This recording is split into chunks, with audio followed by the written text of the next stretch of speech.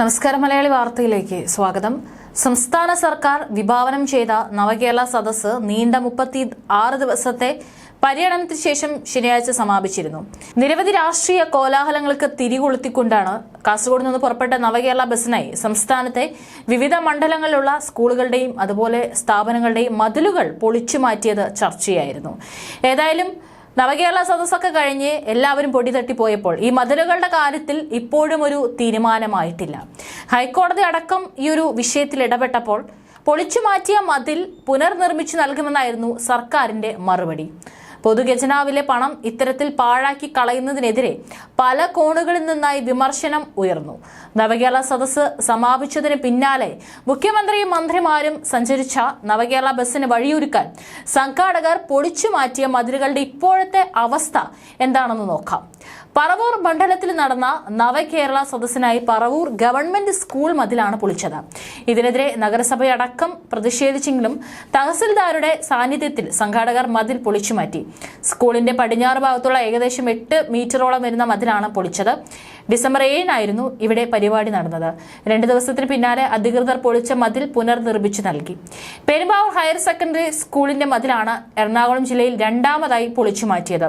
പ്രതിഷേധം കണക്കിലെടുത്ത് ഡിസംബർ 5-ന് പുലർച്ചെയായിരുന്നു മതിൽ പൊളിക്കൽ. ഡിസംബർ 10-നായിരുന്നു പെരുമ്പാവൂരിലെ നവകേരള സദസ്സ്. കൃത്യം 24 മണിക്കൂറിനകം പൊളിച്ച മതിൽ അധികൃതർ തിരിച്ചു കെട്ടി നൽകി. നവംബർ 23-നാണ് വയനാട് മാനന്തവാടിയിലെ നവകേരള സദസ്സ് നടന്നത്. വൊക്കേഷണൽ ഹയർ സെക്കൻഡറി സ്കൂൾ ഗ്രൗണ്ടിൽ ഒരുക്കിയ വേദിയിലേക്ക് ബസ്സിന് പ്രവേശിക്കാൻ മുഖ്യമന്ത്രിയും മന്ത്രിമാരും എത്തുന്നതിന് മിനിറ്റുകൾക്ക് മുൻപാണ് മതിൽ പൊളിച്ചു വഴിയൊരുക്കിയത്. പല ഭാഗത്തും കേടുപാടുകളുള്ള മതിലായതിനാലാണ് ഇത് പൊളിക്കുന്നതെന്നും നവകേരള സദസ്സിന് ശേഷം പൂർണ്ണമായും പുനർനിർമ്മിക്കുമെന്നായിരുന്നു MLA അടക്കമുള്ളവർ പറഞ്ഞത്. പരിപാടിക്ക് ശേഷം 2 ആഴ്ചക്കാലം പൊളിഞ്ഞ മതിൽ അങ്ങനെ തന്നെ കിടന്നു. കഴിഞ്ഞ ദിവസം മതിലിന്റെ ഒരു ഭാഗം പുനർനിർമ്മിച്ചെങ്കിലും കുറച്ചു ഭാഗങ്ങൾ ഇനിയും നിർമ്മിക്കാനുണ്ട്. വൈക്കം PWD റെസ്റ്റ് ഹൌസിന്റെ ചുറ്റുമതിലാണ് നവകേരള സദസ്സിനായി കോട്ടയം ജില്ലയിൽ പൊളിച്ച മതിലുകളിൽ ഒന്ന്.